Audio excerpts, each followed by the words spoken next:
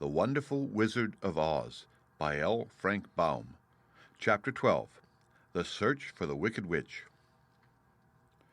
The soldier with the green whiskers led them through the streets of the Emerald City until they reached the room where the guardian of the gates lived. This officer unlocked their spectacles to put them back in his great box, and then he politely opened the gate for our friends. "Which road leads to the Wicked Witch of the West?" asked Dorothy. "There is no road," answered the guardian of the gates. "No one ever wishes to go that way." "How then are we to find her?" inquired the girl. "That will be easy," replied the man, "for when she knows you are in the country of the Winkies, she will find you and make you all her slaves." "Perhaps not," said the Scarecrow, "for we mean to destroy her." "Oh, well, that is different," said the guardian of the gates. "No one has ever destroyed her before, so I naturally thought she would make slaves of you as she has of the rest. But take care, for she is wicked and fierce, and may not allow you to destroy her. Keep to the west where the sun sets, and you cannot fail to find her." They thanked him and bade him good-bye, and turned toward the west, walking over fields of soft grass, dotted here and there with daisies and buttercups. Dorothy still wore the pretty silk dress she had put on in the palace, but now, to her surprise, she found it was no longer green, but pure white. The ribbon around Toto's neck had also lost its green color, and was as white as Dorothy's dress.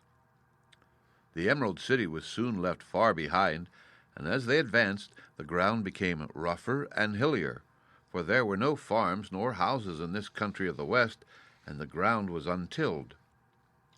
In the afternoon the sun shone hot in their faces, for there were no trees to offer them shade, so that before night Dorothy and Toto and the lion were tired and lay down upon the grass and fell asleep, with the woodman and the Scarecrow keeping watch. Now, the Wicked Witch of the West had but one eye, yet that was as powerful as a telescope and could see everywhere. So as she sat in the door of her castle, she happened to look around and saw Dorothy lying asleep with her friends all about her. They were a long distance off, but the Wicked Witch was angry to find them in her country, so she blew upon the silver whistle that hung around her neck. All at once there came running to her from all directions a pack of great wolves. They had long legs and fierce eyes and sharp teeth. "Go to those people," said the witch, "and tear them to pieces." "Are you not going to make them your slaves?" asked the leader of the wolves. "No," she answered. "One is of tin and one of straw. One is a girl and another a lion. None of them is fit to work, so you may tear them into small pieces." "Very well," said the wolf, and he dashed away at full speed, followed by the others. It was lucky the Scarecrow and the woodman were wide awake and heard the wolves coming. "This is my fight," said the woodman, "so get behind me, and I will meet them as they come."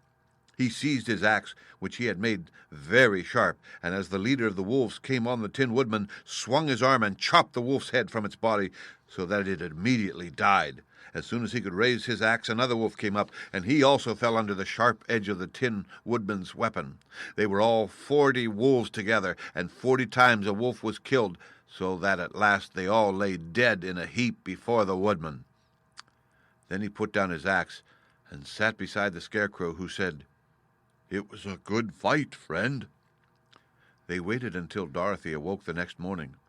The little girl was quite frightened when she saw the great pile of shaggy wolves, but the Tin Woodman told her all. She thanked him for saving them and sat down to breakfast, after which they started again upon their journey.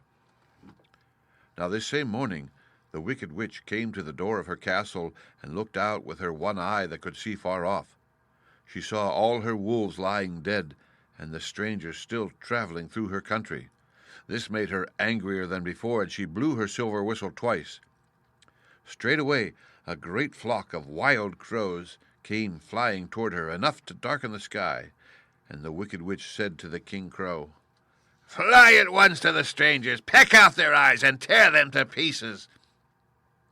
The wild crows flew in one great flock toward Dorothy and her companions. When the little girl saw them coming, she was afraid, but the Scarecrow said, "This is my battle, So lie down beside me, and you will not be harmed." So they all lay upon the ground except the Scarecrow, and he stood up and stretched out his arms. And when the crows saw him, they were frightened, as these birds always are by scarecrows, and did not dare to come any nearer. But the King Crow said, "It is only a stuffed man. I will peck his eyes out." The King Crow flew at the Scarecrow, who caught it by the head and twisted its neck until it died. And then another crow flew at him, and the Scarecrow twisted its neck also. There were 40 crows, and 40 times the Scarecrow twisted a neck, until at last all were lying dead beside him. Then he called to his companions to rise, and again they went upon their journey. When the Wicked Witch looked out again and saw all her crows lying in a heap, she got into a terrible rage and blew 3 times upon her silver whistle. Forthwith there was heard a great buzzing in the air, and a swarm of black bees came flying toward her. "Go to the strangers and sting them to death," commanded the witch, and the bees turned and flew rapidly until they came to where Dorothy and her friends were walking. But the woodman had seen them coming, and the Scarecrow had decided what to do. "Take out my straw and scatter it over the little girl and the dog and the lion," he said to the woodman, "and the bees cannot sting them." This the woodman did, and as Dorothy lay close beside the lion and held Toto in her arms, the straw covered them entirely. The bees came and found no one but the woodman to sting, so they flew at him and broke off all their stings against the tin without hurting the woodman at all. And as bees cannot live when their stings are broken, that was the end of the black bees, and they lay scattered thick about the woodman like little heaps of fine coal.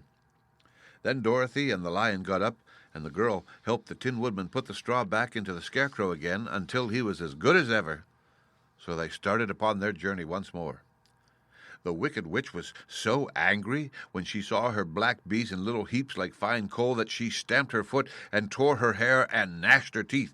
And then she called a dozen of her slaves, who were the Winkies, and gave them sharp spears, telling them to go to the strangers and destroy them. The Winkies were not a brave people, but they had to do as they were told, so they marched away until they came near to Dorothy.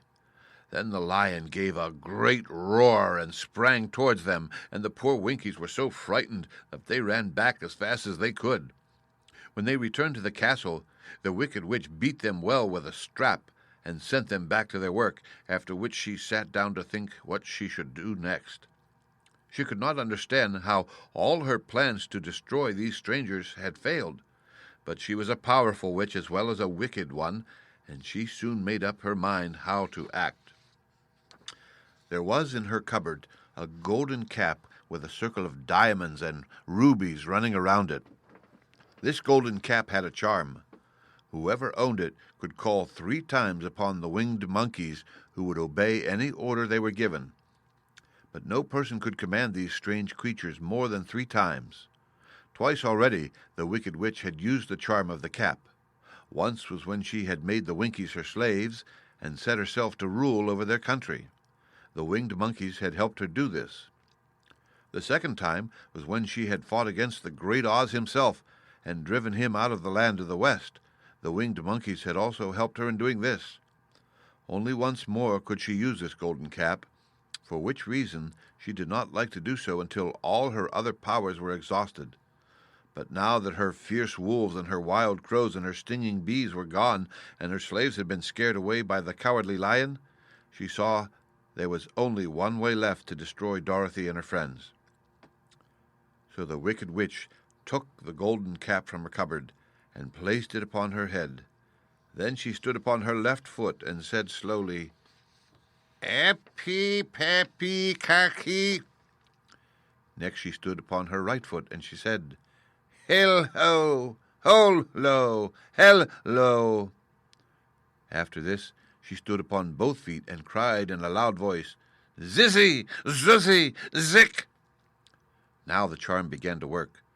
The sky was darkened, and a low, rumbling sound was heard in the air.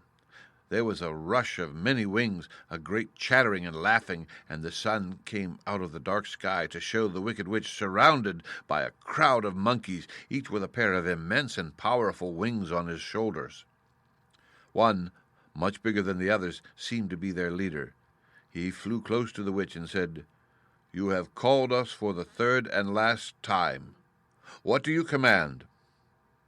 "Go to the strangers who are within my land and destroy them all except the lion," said the wicked witch. "Bring that beast to me, for I have a mind to harness him like a horse and make him work." "Your command shall be obeyed," said the leader. Then, with a great deal of chattering and noise, the winged monkeys flew away to the place where Dorothy and her friends were walking. Some of the monkeys seized the Tin Woodman and carried him through the air until they were over a country thickly covered with sharp rocks. Here they dropped the poor woodman, who fell a great distance to the rocks, where he lay so battered and dented that he could neither move nor groan. Others of the monkeys caught the Scarecrow, and with their long fingers pulled all of the straw out of his clothes and head. They made his hat and boots and clothes into a small bundle and threw it into the top branches of a tall tree. The remaining monkeys threw pieces of stout rope around the lion and wound many coils about his body and head and legs until he was unable to bite or scratch or struggle in any way. Then they lifted him up and flew away with him to the witch's castle, where he was placed in a small yard with a high iron fence around it, so that he could not escape. But Dorothy they did not harm at all. She stood with Toto in her arms, watching the sad fate of her comrades and thinking it would soon be her turn. The leader of the winged monkeys flew up to her, his long, hairy arms stretched out and his ugly face grinning terribly. But he saw the mark of the good witch's kiss upon her forehead and stopped short, motioning the others not to touch her. "We dare not harm this little girl," he said to them, "for she is protected by the power of good, and that is greater than the power of evil. All we can do is carry her to the castle of the wicked witch and leave her there." So carefully and gently they lifted Dorothy in their arms and carried her swiftly through the air until they came to the castle, where they set her down upon the front doorstep. Then the leaders said to the witch, "We have obeyed you as far as we were able. The Tin Woodman and the Scarecrow are destroyed, and the lion is tied up in your yard. The little girl we dare not harm, nor the dog she carries in her arms.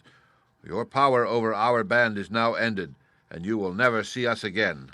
Then all the winged monkeys, with much laughing and chattering and noise, flew into the air and were soon out of sight.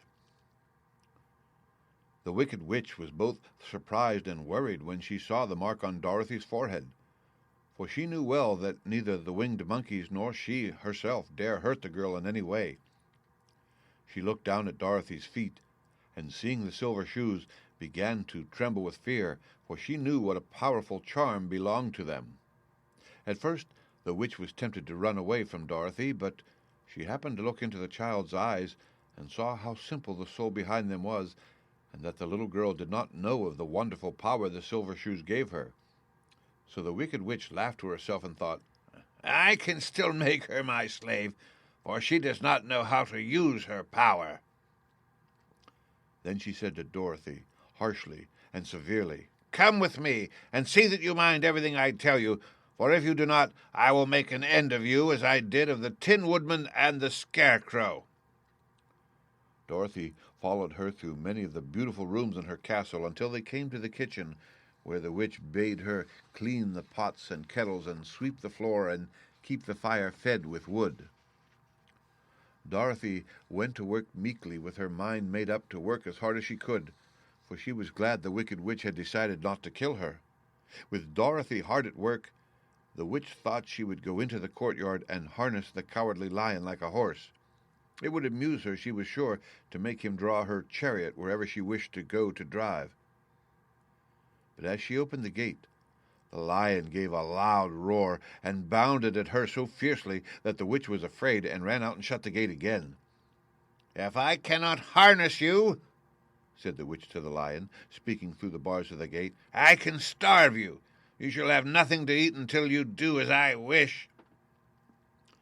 So after that she took no food to the imprisoned lion, But every day she came to the gate at noon and asked, "Are you ready to be harnessed like a horse?" And the lion would answer, "No, if you come in this yard, I will bite you." The reason the lion did not have to do as the witch wished was that every night, while the woman was asleep, Dorothy carried him food from the cupboard. After he had eaten, he would lie down on his bed of straw, and Dorothy would lie beside him and put her head on his soft, shaggy mane, while they talked of their troubles and tried to plan some way to escape. But they could find no way to get out of the castle, for it was constantly guarded by the yellow Winkies, who were the slaves of the Wicked Witch, and too afraid of her not to do as she told them. The girl had to work hard during the day, and often the witch threatened to beat her with the same old umbrella she always carried in her hand. But in truth, she did not dare to strike Dorothy because of the mark upon her forehead. The child did not know this, and was full of fear for herself and Toto. Once the witch struck Toto a blow with her umbrella, and the brave little dog flew at her and bit her leg in return. The witch did not bleed where she was bitten, for she was so wicked that the blood in her had dried up many years before. Dorothy's life became very sad as she grew to understand that it would be harder than ever to get back to Kansas and Aunt Em again. Sometimes she would cry bitterly for hours with Toto sitting at her feet and looking into her face, whining dismally to show how sorry he was for his little mistress.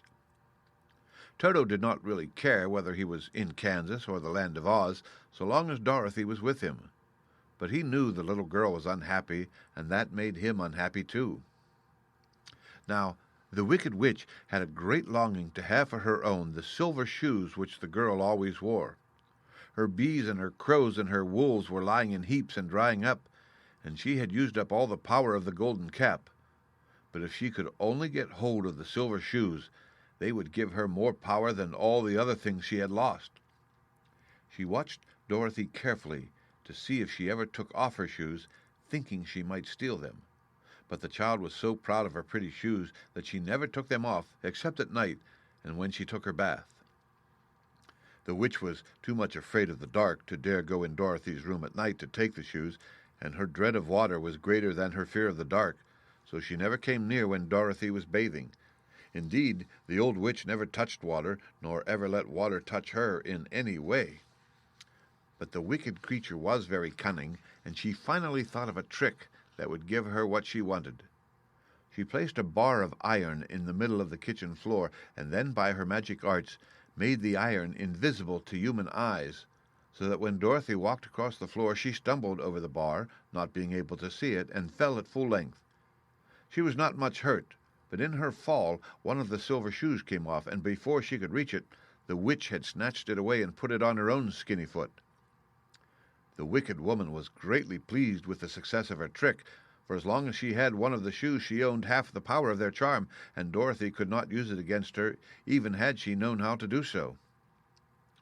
The little girl, seeing she had lost one of her pretty shoes, grew angry and said to the witch, "Give me back my shoe." "I will not," retorted the witch, "for it is now my shoe and not yours." "You are a wicked creature," cried Dorothy. "You have no right to take my shoe from me." "I shall keep it just the same," said the witch, laughing at her, "and someday I shall get the other one from you too." This made Dorothy so very angry that she picked up the bucket of water that stood near and dashed it over the witch, wetting her from head to foot. Instantly the wicked woman gave a loud cry of fear, and then, as Dorothy looked at her in wonder, the witch began to shrink and fall away.